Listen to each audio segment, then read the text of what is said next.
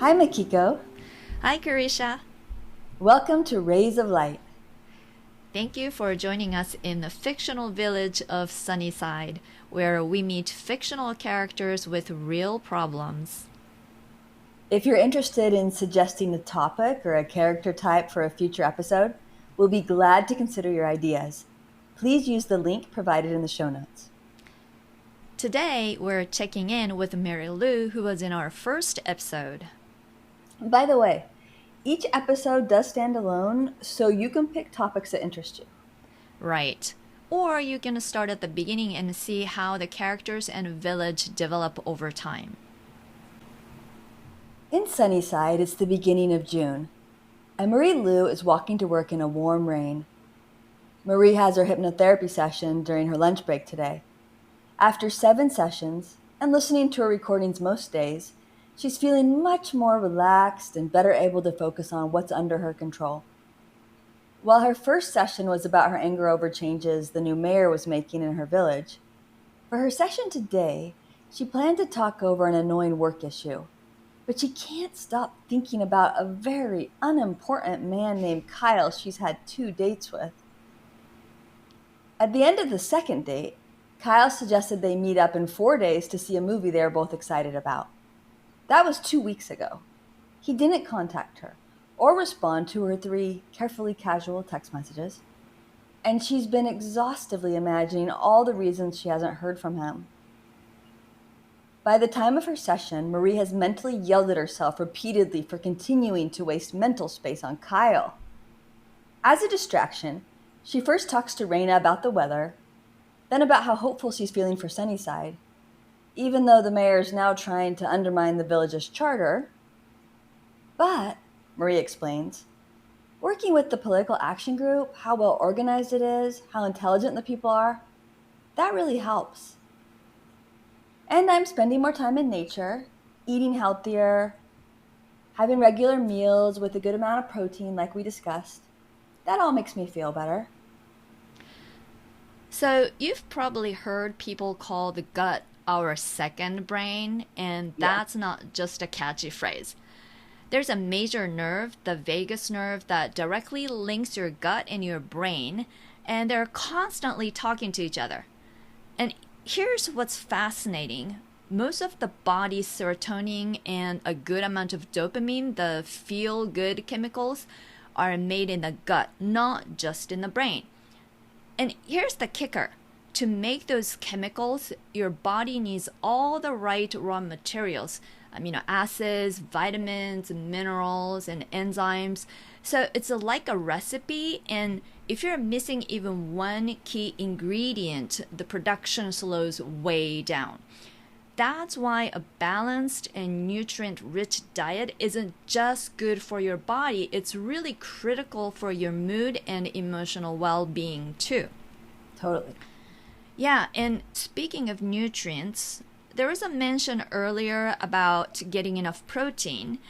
That's another interesting topic because protein is definitely important. It provides the amino acids your body needs to make those feel-good chemicals like serotonin and dopamine, not to mention like the muscles and skin and all Right. everything else. But at the same time, I personally kind of feel there's a little too much emphasis on piling on protein. Yeah, it's very popular right now. Yeah, and certainly good quality protein is great. I mean, it's critical, but it's also the hardest macronutrient for the body to process.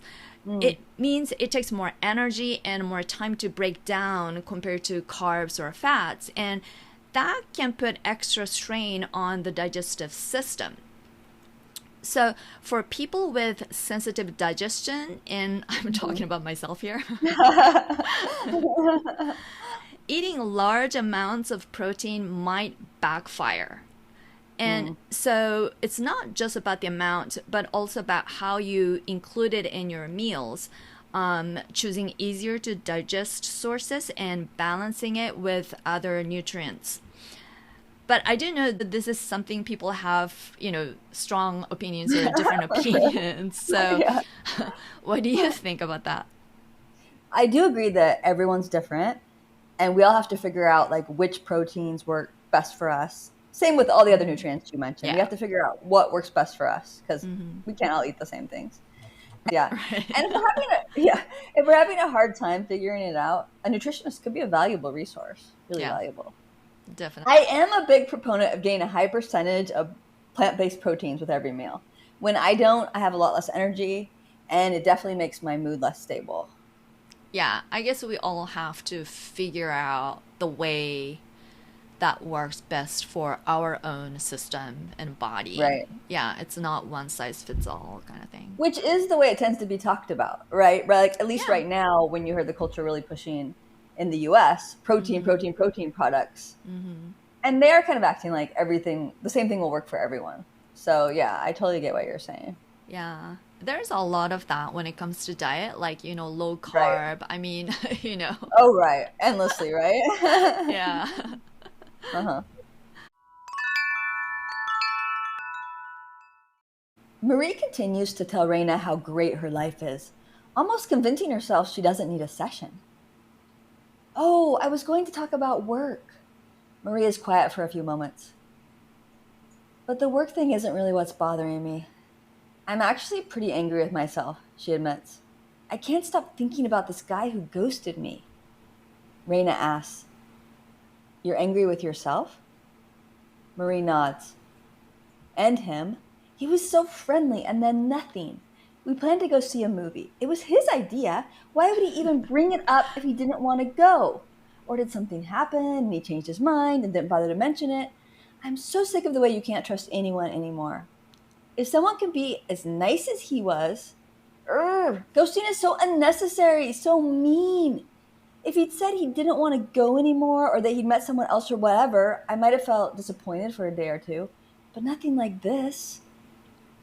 Raina says, "During one of our earlier sessions, you noticed that underneath your anger about the mayor, there was fear." Marie nods.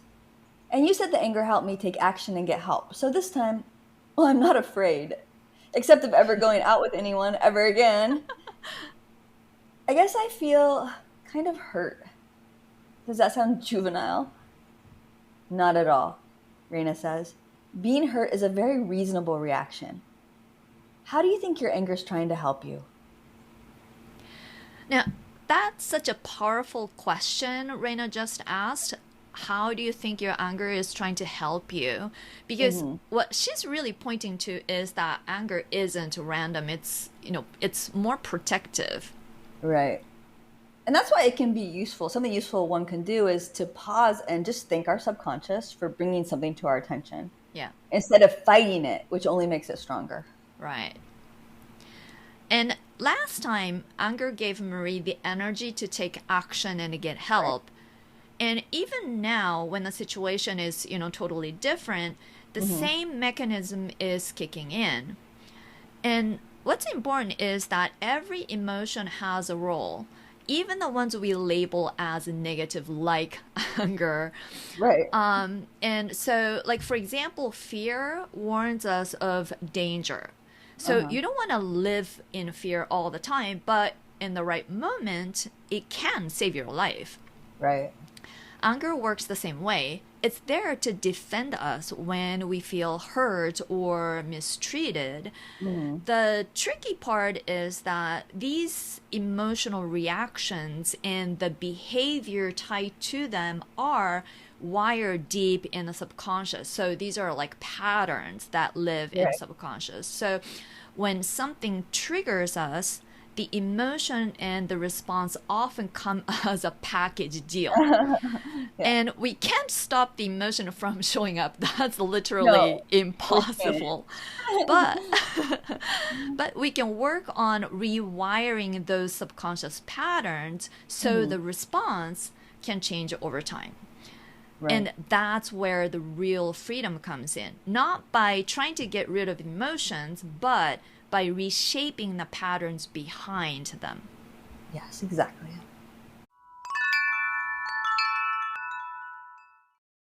Marie pauses. "Yeah, I get it. It's keeping me from feeling bad about myself. Or from admitting I'm blaming myself? From feeling rejected, like I'm not good enough? Reina asks, have you felt rejected before? After a moment, Marie says, yeah, of course. But it's weird. What came to me just now was from a long time ago. After my parents got divorced, I overheard my mom on the phone saying she couldn't do something because it was her week with me. And then another time, I overheard my dad telling someone something similar. I felt like, I know they didn't intend it in a mean way, they were just explaining. They're really good parents. We're very close. Reina nods. How did you feel when you heard them say those things? Terrible? Like I was a nuisance that was ruining their lives, like they wanted to be free of me, they didn't want to be my parents. Even though I know that's not true. You seem uncomfortable about feeling bad. No. Well,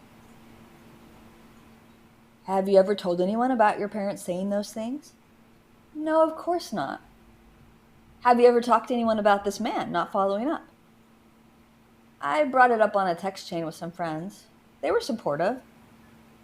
Did you tell them you were mad? No, I just made some jokes about him. So you didn't tell anyone you were mad? No. Anger is very interesting, Reina says. If you've been suppressing it, then it can be helpful to express it in a healthy way. Vocalize, screamed into a pillow, if you live somewhere that's possible. Marie laughs and shakes her head. Reina adds, no one likes rejection, just like no one likes feeling out of control. People for whom relationships are their top priority tend to fear rejection the most. Yeah, so what Reina said here is about how differently people are wired in their behavior. So some of us are what I'd call more relationship driven.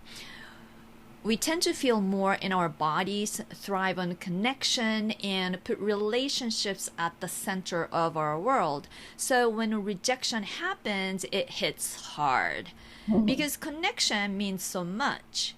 That's Mary Lou.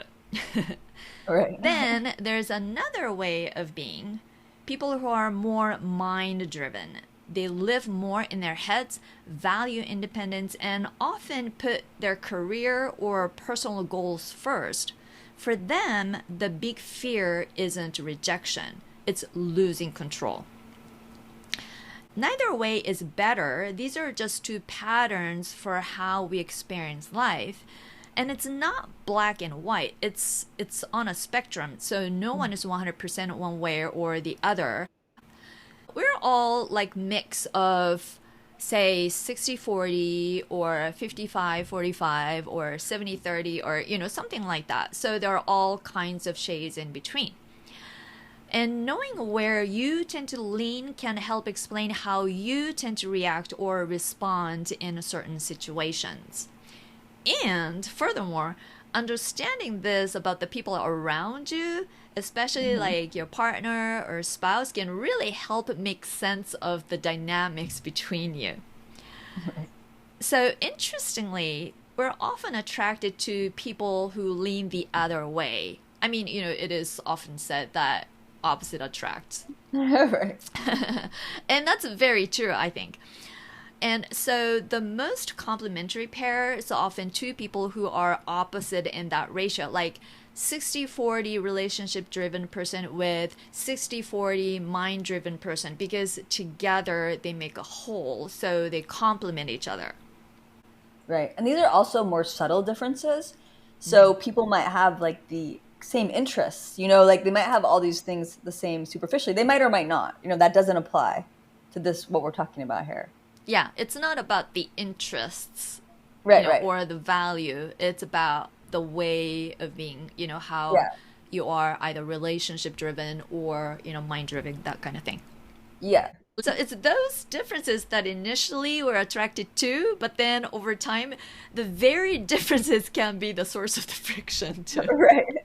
So when we can accept that these differences exist, it makes relationships much easier. Yeah, and much richer probably. hmm Reina says, okay, so how about we do some things in hypnosis today to help you get in touch with the anger and get it out of your body, even what was stored in there from long ago. Marie nods. That sounds good. Then I won't become one of those people who's always mad. Reina agrees. There are times when expressing anger makes people more angry. It doesn't necessarily always get it out of our systems the way we used to think it did. Marie says, Yes, I used to have a friend who was always mad about the same things. He was exhausting. I bet that was exhausting. So I think of it like releasing steam through a vent. If it's an Mhm. acute emotion, like something that is fleeting or temporary, then releasing some of that steam by talking it out with someone you trust can be enough to feel better. Right. But if it's more chronic in nature, like coming from a long standing issue, Hmm. just letting out a little steam isn't gonna resolve the issue Right. because there is an underlying subconscious pattern that keeps getting triggered, and so in Triggered keyword. Yeah. and Yeah. so in those cases, just recalling the incident is enough to bring all those feelings back, and so Mhm. talking about it can actually fuel the emotion instead of easing it. Right. Yeah. And back to the way of being we talked about earlier. For those who are less in the body, more in the mind, venting and writing as soon as possible after waking up for the day can be far more useful than spoken venting. It's worth trying both and seeing what's best for you. If you do vent it out in writing, just rip it up and put it in recycling so you don't run across it again later.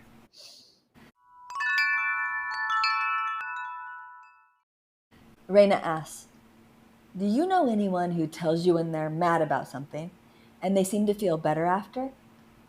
Marie thinks for a moment. Oh, yeah, my friends do that. My parents do that sometimes. I guess everyone does. It seems like you don't? Marie laughs. No, I usually don't. If you give it a try, Rena suggests, you can see how you feel before, then after. Marie nods. I can already tell you that before we talked about Kyle, I was really angry and upset and irritated and frustrated. Now I feel like it's not such a big deal. And like, it would be fun to tell my friends about how I felt. And my mom. My dad would be shocked and dumbfounded that any guy wouldn't be devoted to me for life. They both laugh. Reina adds, Anger leads to a really narrow focus, so we lose the bigger picture. I wonder also if our way of being plays a role here too. Yeah. People who are more relationship driven, like we talked about earlier, might feel a bigger sense of relief just by venting to friends because connection is so important to them. And since they are more in touch with their bodies, that can lead to more physiological relief. Right.